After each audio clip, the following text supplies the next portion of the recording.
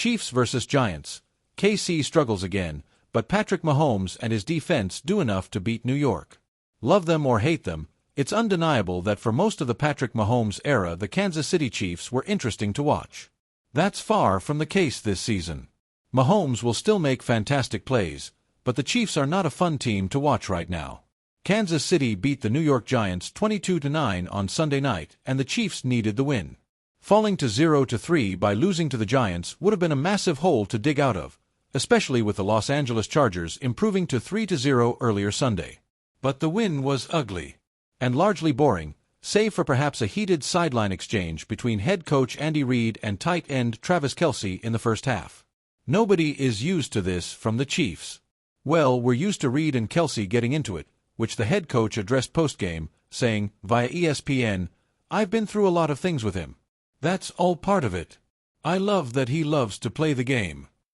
The Chiefs did not play well yet again, but the Giants were much worse. Russell Wilson had a bad game, and while it took the Chiefs a long time to deliver the knockout punch, at least their defense played well enough to earn the win. That didn't make it an enjoyable watch for the majority of NBC's Sunday night audience. The Chiefs dynasty has given them an almost weekly place in one of the preeminent spots in the NFL's television schedule. At some point when the Chiefs get some receivers back, it might be more visually pleasing. For now, the Chiefs are not a pretty team. At least they're not winless anymore. It was an ugly first half for Chiefs. The Giants' offense looked terrible to start the game. Wilson couldn't get Malik Nabers involved in the first half. He wouldn't make his first catch until the fourth quarter. Didn't get much going in the passing game to anyone else and threw 2 bad interceptions. But the Chiefs couldn't fully take advantage. They hit a couple of field goals and missed another. When the Giants finally put together a drive and scored, that tied the game 6-6. The extra point was blocked, but the game was tied 6-6 despite the Giants doing very little on offense. In previous seasons, the Chiefs might have buried the Giants by halftime. But everything has been a struggle for them to begin this season. It would have been even worse for the Chiefs by halftime if not for a huge play by Mahomes after his own mistake. He had a backward pass, the second time he had done so, though the first was incorrectly whistled dead as an incompletion.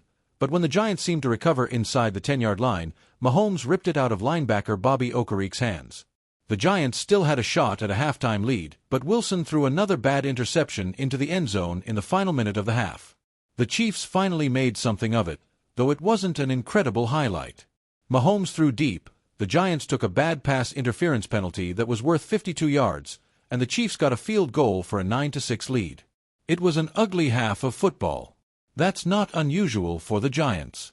But it's weird to see the Chiefs struggling to make anything happen on offense, even if that has been the trend this season. Chiefs finally score a TD. The Chiefs' start to the second half looked more like their normal selves. Kansas City drove 74 yards on 11 plays, and Mahomes hit Tyquan Thornton for a 5-yard touchdown. After being held out of the end zone for the first half, the Chiefs were finally on the board and led 16-6. The Giants had a shot to get back in the game early in the fourth quarter. Jackson Dart came in for a couple plays, and running back Cam Skattebo gained 12 yards on 2 runs. But then Wilson came back in and the offense stalled on second and third down. The Giants settled for a field goal. It was a baffling sequence that epitomized the Giants' lack of a functional offense. The Chiefs put away the game after that. Thornton couldn't haul in a deep pass near the goal line, but on the next play Mahomes made a remarkable throw and Thornton made a great catch at just about the same place on the field. Kareem Hunt scored a 1-yard touchdown a play later. The extra point was no good, but the way the Giants were playing on offense, a 13-point deficit was way too much to overcome. The days of Mahomes throwing for 50 touchdowns and the Chiefs lighting up the scoreboard might not be over for good, but the days of Kansas City having the most thrilling offense in football seem a lot further away than they are. Maybe it will improve when Rashee Rice returns from suspension after 6 games and Xavier Worthy makes it back from a shoulder injury. Either way, the Chiefs will have a marquee spot on the TV schedule most weeks. The lights of Arrowhead Stadium had barely dimmed when the sighs of relief echoed across Kansas City. It wasn't pretty, it wasn't dominant, and it certainly wasn't the type of win the Chiefs have become known for in the Patrick Mahomes era, but it was still a win. Against the New York Giants, the Chiefs once again looked mortal, plagued by inconsistency and offensive miscues.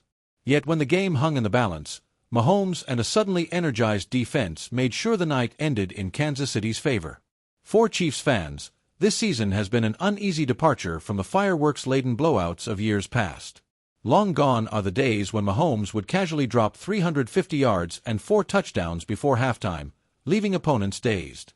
Instead, this version of Kansas City is learning to grind. And against the Giants, that grind was on full display. A sluggish start.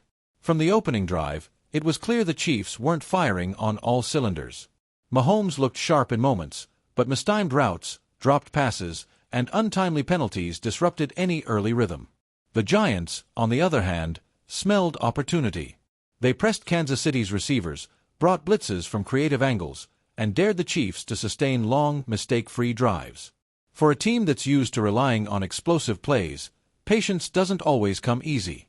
Mahomes scrambled, improvised, and tried to extend plays the way only he can, but New York's secondary held firm through the first half.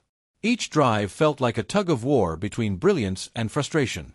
Meanwhile, the Giants' offense, led by a patchwork offensive line and a quarterback determined to keep things close, did just enough to keep Arrowhead restless. A couple of methodical drives resulted in field goals, and suddenly the Chiefs were in an all-too-familiar spot, fighting from behind against a team they were expected to beat handily. Mahomes' grit over glamour. If there was ever a game to remind fans that Patrick Mahomes is more than just highlight reels, this was it.